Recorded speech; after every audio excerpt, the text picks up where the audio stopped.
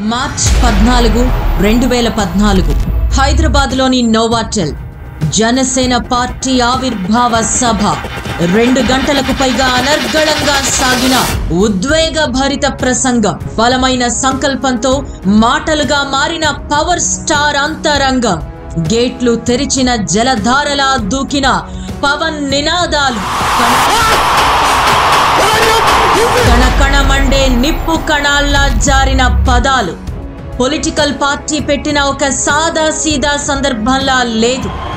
చేతిలో దీపం లేదు, కానీ గుండెల నిండా ధైర్యం ఉంది. పొలిమేరలు లేని పోరాటాన్ని ప్రారంభించినట్టుగా, ఎడతెరిపి లేని యజ్ఞాన్ని ఆరంభించినట్టుగా, సరిహద్దులు లేని సమరానికి సన్నద్ధమైనట్టుగా, అతను యుద్ధమైనట్టుగా ఉంది. మొదటి అడుగు వేశాడో లేదో విమర్శల పర్వం మొదలైంది. అనవసర రాద్ధాంతాలు, అయోమయ సిద్ధాంతాలు అన్నారు. సీజనల్ పొలిటీషియన్ అని తీసిపారేశారు. రాజకీయ అజ్ఞాని అంటూ అవాకులు చవాకులు పేలారు. వెంట నడిచిన వాళ్లే వెన్నుపోటు పొడిచారు. అయినా పవన్ కళ్యాణ్ పట్టించుకోలేదు. ఎందుకంటే అతను ప్రజలకి అండగా ఉండాలనుకున్నాడు. ఎవరి అండ అతనికి అవసరం లేదు. అసలు మళ్ళీ ఇలా వస్తాడని, పడిన కెరటంలా లేస్తాడని ఎవ్వరూ అనుకోలేదు. ప్రజారాజ్యం అంతమైందనుకున్నారు. జనసేనగా మళ్ళీ మొదలవుతుందని ఊహించలేకపోయారు. తమ్ముణ్ణి తక్కువగా అంచనా వేశారు. అవును, తమ్ముడు గడ్డిపరకే. ఎంతగా వరద ముంచెత్తినా మళ్ళీ లేచి నిలబడతాడు. తమ్ముడు చిన్న చలిచీమే. తన వాళ్ళని కూడగట్టి విష సర్పాల అంతు చూస్తాడు. రాజకీయంగా అన్నయ్యని అంతం చేశామనుకున్నారు. అన్నయ్య ఆగినా తమ్ముడు తగ్గలేదు. ప్రజా సమస్యల మీద పోరాటం చేయడానికి వచ్చినండి. ఇలాంటి పిచ్చి పిచ్చి పనులు చేసే భయపడే వ్యక్తిని అస్సలే కాదు నేను. ప్రాణానికి ఎదురొడ్డి నిలుస్తాను. గుండె ముండ తీసి కాల్చు.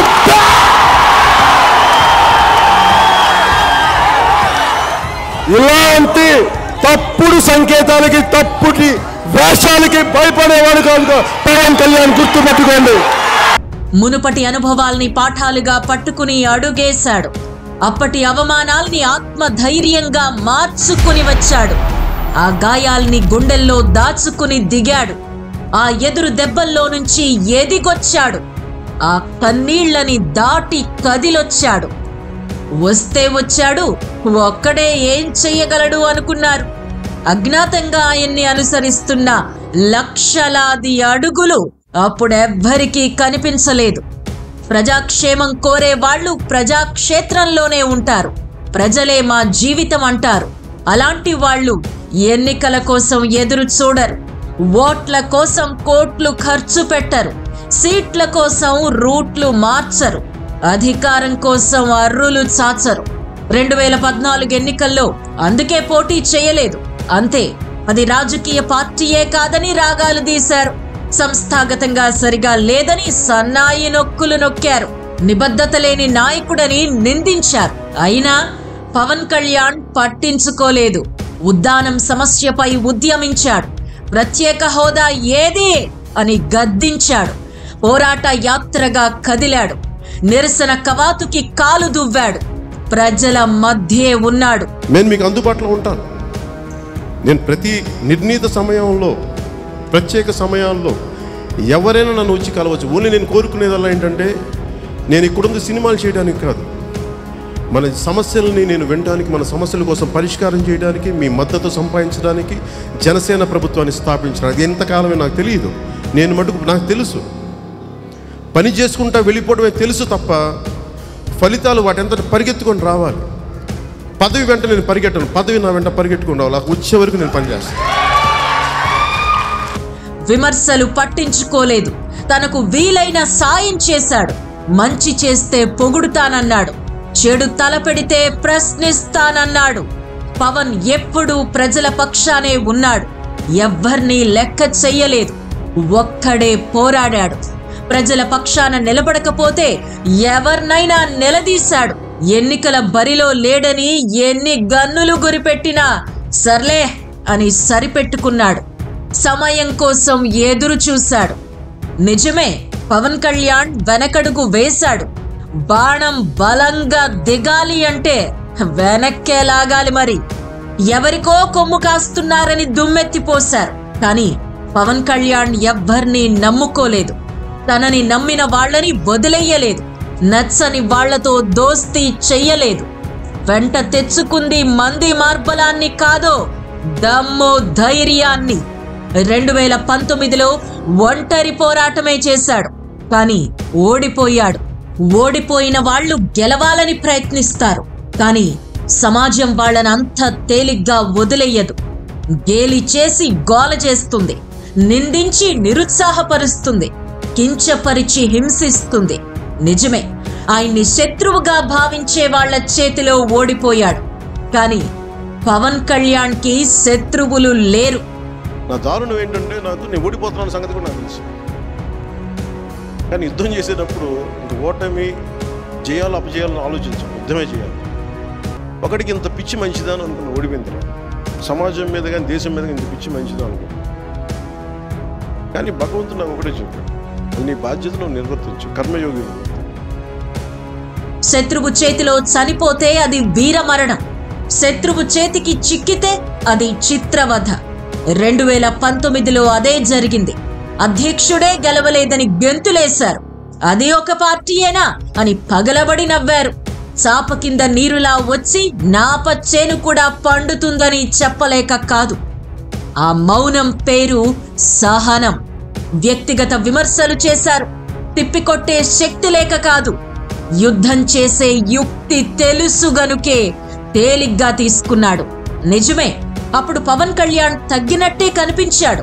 ఎవరి పాదాల వద్ద ప్రణమిల్లకుండా తన పాదరక్షల్నే పాశుపతాస్త్రంగా పైకెత్తాడు. 2024 ఎన్నికలు. ఈసారి పవన్ పంతం పట్టాడు.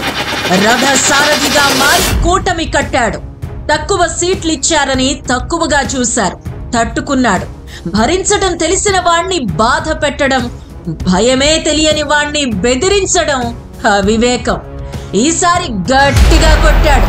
చెప్పింది చేసి చూపించాడు. చరిత్ర సృష్టించాడు.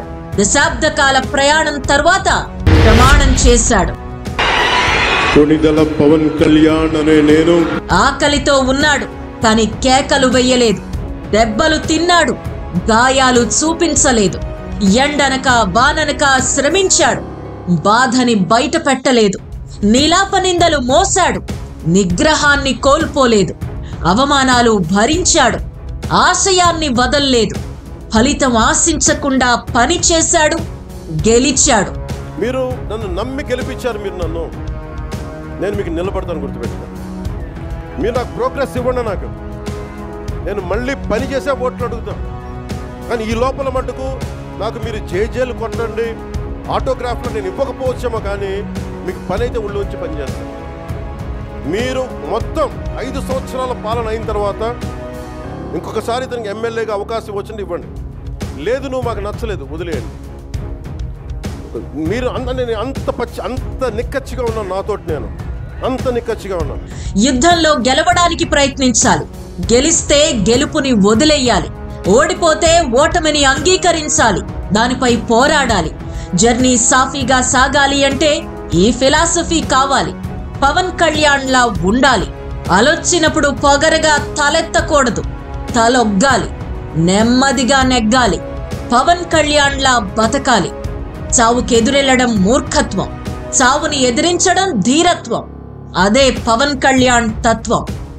ఎంత బుజ్జగించినా వచ్చే భూకంపం ఆగిపోదు. ఎంత ప్రయత్నించినా వీచే పవనం దొరకదు. సునామీ ఏమి చెప్పి చెప్పులేసుకుని రాదు. దూకే జలపాతం అవని అనుమతి అడగదు. బకెట్లతో నీళ్లు పోస్తే అగ్నిగోళం ఆరిపోదు. చేతులు అడ్డం పెడితే సుడిగాలి పారిపోదు. పంచభూతాల్ని నియంత్రించడం, నీలినింగిని నిమంత్రించడం ఎవ్వరి వల్ల కాదు. పవన్ కళ్యాణ్ గురించి చాలా మందికి తెలీదు. ఇప్పుడు తెలుసుకోవాల్సిన అవసరం లేదు. లక్ష్యం ఉన్నోడు ఎవ్వర్ని లక్ష్య పెట్టడు. ఒకే కక్ష్యలో తిరుగుతాడు. ఎవరు ఆనందించినా ఎవరు నిందించినా పట్టించుకోడు. అతడు సూర్యుడు.